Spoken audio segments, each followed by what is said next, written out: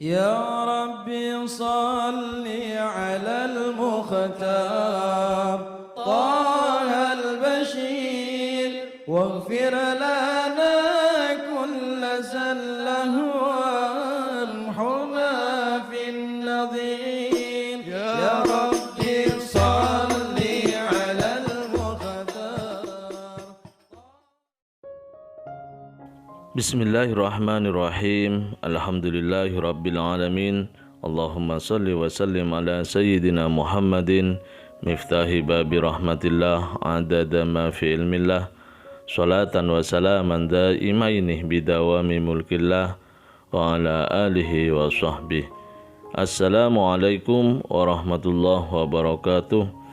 Sahabat online yang dirahmati Allah, alhamdulillah kita bisa berjumpa kembali. Mudah-mudahan kita senantiasa mendapatkan taufik dan hidayah dari Allah Subhanahu wa Ta'ala. Kenapa penghuni neraka paling banyak dari golongan wanita? Pengen tahu penyebabnya?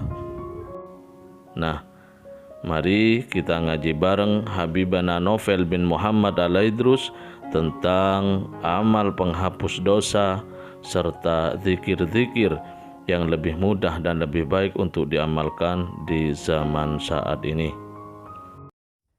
Pemirsa dimanapun Anda berada, kita akan belajar tentang masalah sodakoh. Ya, khususnya ini sedekah itu adalah amalannya wanita. Jadi amalan yang paling utama buat perempuan itu adalah sodakoh. Suatu ketika Nabi Muhammad SAW diminta oleh kaum wanita untuk ceramah khusus. Karena Rasulullah SAW seperti kalau kata orang Jawa dipek gitu ya. Dimiliki hanya oleh kaum pria. Yang wanita nggak punya kesempatan untuk privat, untuk khusus dengan Nabi Muhammad SAW. Makanya minta, ya Rasulullah, tolong beri kami waktu khusus. Jadi ceramah hanya untuk kami. Yang laki-laki nggak ada gitu. Maka saat itulah Nabi SAW mengajak Sayyidina Bilal radhiyallahu anhu, sahabat Nabi Muhammad SAW, yang Rasul menyatakan, wahai Bilal, sesungguhnya aku mendengar suara langkah kakimu di surga berjalan di depanku. Nah, ceramah Nabi SAW, sekalinya ceramah di hadapan perempuan, Rasulullah mengatakan, sesungguhnya penghuni neraka terbanyak adalah wanita. Penghuni surga terbanyak juga wanita. Jadi wanita itu penghuni surga terbanyak, juga penghuni neraka terbanyak. Nah, di situ Rasul ngasih amalan biar selamat dari neraka nih, biar perempuan tidak masuk neraka. Yang pertama itu perempuan yang menyebabkan masuk neraka adalah sering mengucapkan kalimat-kalimat yang tidak baik. Kalau lagi marah itu keluarnya biasanya nggak terkontrol. Ya, watakfurul ashir. Kemudian suka melupakan jasa suami. Misalnya begini, lagi marah nih ya, lagi marah. Kalau normal sih biasanya enggak, insya Allah. Kalau lagi marah ngomongnya begini, kamu memang tidak pernah perhatian sama saya. Jadi 20 tahun pernikahan full perhatian, sekali marah itu 20 tahun hilang. Kamu memang nggak pernah perhatian sama saya. Atau kamu memang tidak pernah ngajak saya jalan-jalan. Padahal cuma sekali malam Ahad ada kencan sama suami tiba-tiba ditelepon urusan penting gitu ya, dalam tanda kutip, urusan penting. Itu kemudian komentarnya, kamu memang tidak pernah mau ngajak saya jalan-jalan, padahal baru gagal sekali itu. Jadi yang malam Ahad kemarin, malam Rabu kemarin, ya hilang semua, nggak kehitung. Atau ketika pengen baju, ya pengen baju, suaminya nggak mau. Enggak, saya nggak mau belikan kamu. Memang kamu nggak pernah mau belikan saya pakaian. Padahal satu lemari itu pakaian dari suami. Ini sifat yang begini, sifat yang menyebabkan banyak perempuan nggak sadar masuk ke dalam neraka. Na'udzubillah min dzalik. Kenapa? Karena melupakan jasa baik orang lain. Jadi Islam itu melarang umatnya melupakan jasa baik orang. Siapapun orang yang punya jasa, meskipun orang itu tidak beriman kepada Allah dan Rasulnya, jasanya harus diingat. Ya, jasanya harus diingat. Budinya diingat dan budinya harus dibalas. Ya. Budinya harus dibalas. Tidak boleh kemudian abaikan seperti nggak punya nggak pernah berbuat sesuatu. Siapapun yang punya jasa harus dibalas, terutama orang tua. Makanya karena anak itu tidak bisa membalas jasanya orang tua sebagai penyebab adanya anak. Jadi kalau nggak ada orang tua kan anak nggak ada. Gimana caranya kita membeli kehidupan? Nggak bisa kan? Kehidupan kita ini kan asalnya dari Allah, tapi Allah memberikannya lewat orang tua.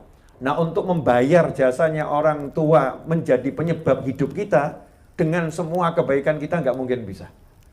Karena itu kalau ada anak yang kemudian kok sama orang tuanya ngomong kasar, sama orang tua ngomong nggak baik, Allah Ta'ala nggak peduli dengan amalnya.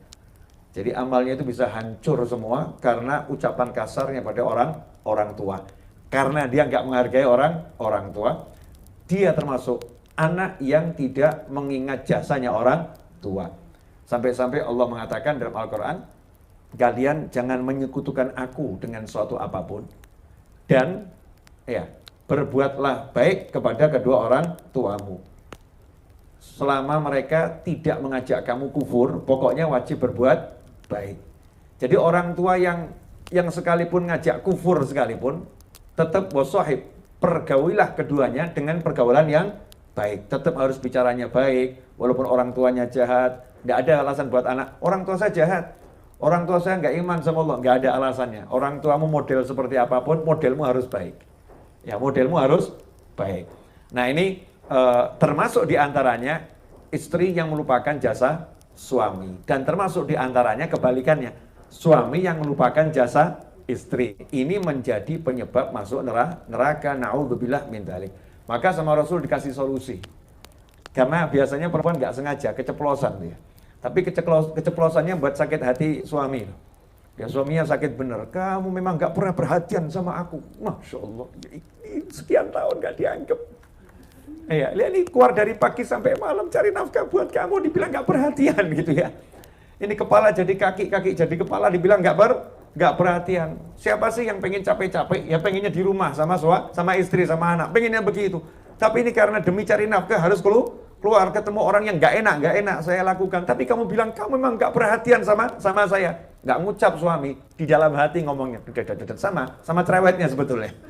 Cuman kalau perempuan mungkin keluar di mulut ya, nggak semuanya, tapi rata-rata kan wanita seperti itu ya. Kalau laki-laki disimpan di dalam hati, sama-sama berbicara. Nah, solusinya apa? Nabi SAW memberikan solusi adalah agar wanita banyak sodakoh, banyak bersedekah. Sedekah ini akan menyebabkan cintanya Allah dan menghapuskan banyak dosa, menghindarkan banyak bencana. Maka seketika itu Nabi SAW menggelar selendang dan para istri, para wanita saat itu sedekah. Ya, sedekah kepada Nabi Muhammad SAW untuk disalurkan kepada umat Islam yang lain. Nah, di akhir zaman ini katanya tidak ada amal yang lebih mudah dan lebih cakep untuk orang-orang zaman akhir seperti istighfar, sholawat, dan banyak sodakoh. Istighfar karena kita banyak dosa, sholawat itu untuk menghapus dosa dan untuk menghias diri kita. Nah, kalau sedekah, ya tadi itu, ya dosa kita ya banyak, dan kita ini kalau banyak dosa kan banyak musibah nanti. Banyak dosa, banyak bencana. Sholawat menjadi peredam, istighfar peredam, kemudian sodako juga peredam. Alhamdulillah, kita telah menyimak penjelasan dari beliau. Semoga ilmu yang telah kita peroleh ini dari Habibana Novel bin Muhammad Al-Idrus menjadi ilmu yang bermanfaat bagi kita, keluarga, dan anak cucu kita. Semoga oleh Allah Ta'ala kita diberi umur yang panjang dalam taat, diberi sehat walafiat, dan selalu menjadi hamba yang saleh. Amin ya rabbal alamin. Wallahu alam bisawab. Semoga barakah dan manfaat. Assalamualaikum warahmatullahi wabarakatuh.